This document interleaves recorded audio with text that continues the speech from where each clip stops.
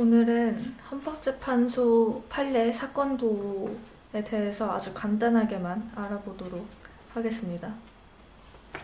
헌법재판소 판례들을 보면은 각 사건마다 이렇게 지정된 사건 번호들이 있어요. 예시로 쓰려고 쓴 건데 이런 식으로 되어 있거든요. 이게 어떤 의미냐면 2011년 3월 31일에 판결이 내려졌다는 거예요. 헌법재판소 판결이.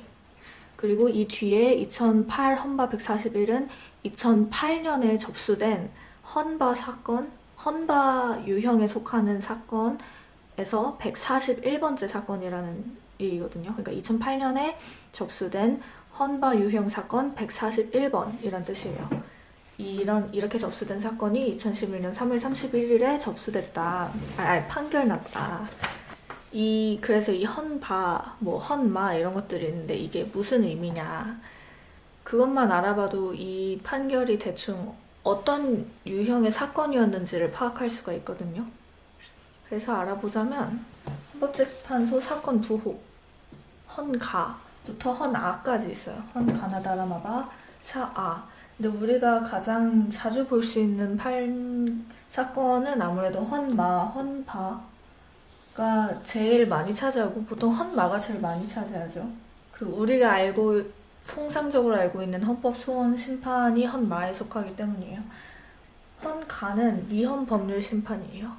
위헌법률 심판이라는 거는 법원에서 판결을 해야 되는데 피고라든가 이런 사람들이 재판의 당사자들이 자기네 사건을 판단할 근거가 되는 법률이 위헌적이다 라고 주장을 할 수가 있어요. 그럼 그거를 법원에다가 얘기를 하면은 법원 측에서 그게 타당하다, 이 사건을 심사할 법률이 위헌성이 있을 수 있겠다 라는 가능성이 보이면 법원에서 헌법재판소에 제청을 합니다. 이 위헌 심판을 해달라고. 그게 바로 위헌 법률 심판이에요. 그게 헌가 사건이고, 헌나 사건은 탄핵 심판이거든요. 그래서 대표적으로 우리가 알고 있는 탄핵 심판 큰 건 2개. 대통령 탄핵 심판. 탄핵 심판이 꼭 대통령만 있는 건 아니에요. 다른 고위 공무직 공무원들에 대해서도 다 탄핵 심판을 할 수가 있는데, 대통령 2004년 5월 14일 2004 헌나 1번. 이거는 노무현 탄핵 심판 사건이고요. 2004년 5월 14일에 판결이 났죠. 탄핵 파면 결정하지 않는 것으로. 그리고 2017년 3월 10일 2016 헌나 1. 이건 박근혜 탄핵 심판 사건 번호입니다. 그래서 이거는 탄핵 결정이 났죠. 탄핵 소추는 국회에서 하고 탄핵 소추가 국회에서 의결이 되면 그걸 가지고 헌법재판소에서 탄핵 판결을 합니다. 탄핵 심판을 해요. 그래서 이게 헌나 탄핵 심판 사건이고, 헌다는 정당 해산 심판. 이건 많지 않죠. 우리나라 정당 역사상 해산된 정당이 최근 2014년인가? 통합진보당이 해산된 사건이 있었죠. 그 정도가 있는 거고, 헌라 사건. 권한쟁의 심판. 이거는 조금 있긴 하지만 그래도 이것도 많진 않죠. 국가기관들끼리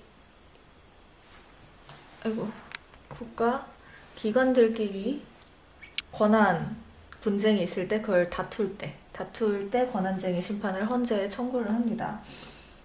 예를 들어 정부와 중앙정부와 지방자치단체 간의 권한쟁의라든가 이런 경우들이 있겠죠. 헌마 사건은 권리구제형 헌법소원 심판인데, 우리가 헌법소원 하지만 그게 2가지로 나뉘어져요. 근데 우리가 보통 일상적으로 얘기할 때 사용하는 헌법소원은 권리구제형 헌법소원 심판입니다. 그래서 우리가 알고 있는 건 헌마 사건이라고 보시면 될 것 같아요.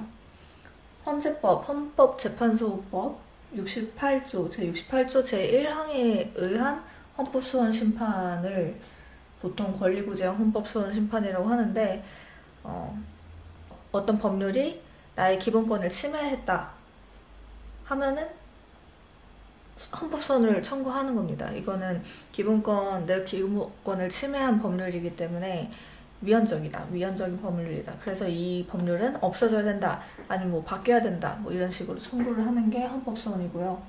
헌바 헌법소원 사건은 그러니까 형식은 헌법소원인데 실질은 위헌법률 심판인 거예요. 그러니까 위헌법률 심판은 그러니까 사법부에서 진행되는 재판의 당사자인데 내 사건을 심사할 법률이 위헌적이다. 그래서 내 사건에 적용되면 안 된다 라고 법원에 주장을 할 수가 있다고 했어요. 근데 그 주장을 받아들여줘서 헌법재판소에 법원이 제청을 하면 위헌법률 심판이 되는 거고, 법원이 안 받아들여줄 수가 있어요. 아니야, 이거는 아무리 봐도 위헌적일 가능성이 없어 보여. 근데 어쨌든 법원이 그걸 받아들여주지 않아도 그 재판 당사자는 자기가 직접 그 헌법재판소에 이 법률은 위헌적인 것 같다라고 주장을 할 수가 있어요. 청구를 할 수가 있어요. 그게 위헌심사형 헌법소원 심판이에요. 헌법재판소법 68조 2항에 의한 헌법소원 심판을 보통 위헌심사형 헌법소원 심판이라고 합니다.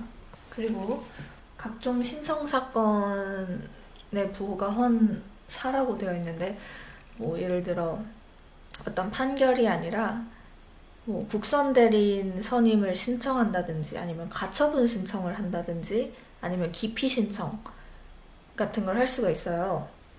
헌법재판소에 기피 신청이라는 거는 자기가 헌법재판소에 어떤 판결을 받아야 되는데, 나는 이 헌법재판소에게는 이 헌법재판관에게는 판결을 받지 않겠다라고 이 헌법재판관을 기피하겠다는 신청을 낼 수가 있어요. 한 명에 한해서. 뭐 예를 들어 나와 뭐 직접적인 이해관계가 있는 사람이라든지, 뭐 내가 이렇게 청구하는 사건에 대해서 직접적인 이해관계가 있는 사람이라든지, 뭐 이렇게 내가 정당한 판결을 기대할 수 없다라고 충분히 예상될 수 있는 헌법재판관에 대해서는 이런 기피 신청을 할 수가 있어요. 그런 신청 사건들을 헌사 사건에 포함시키면 되고요. 각종 특별 사건이라고 되어 있는데 뭐 거의 볼 일 없죠. 재심을 청구하는 사건, 뭐 그런 것들을 헌화 사건에 포함시키면 될 것 같습니다. 네. 끝.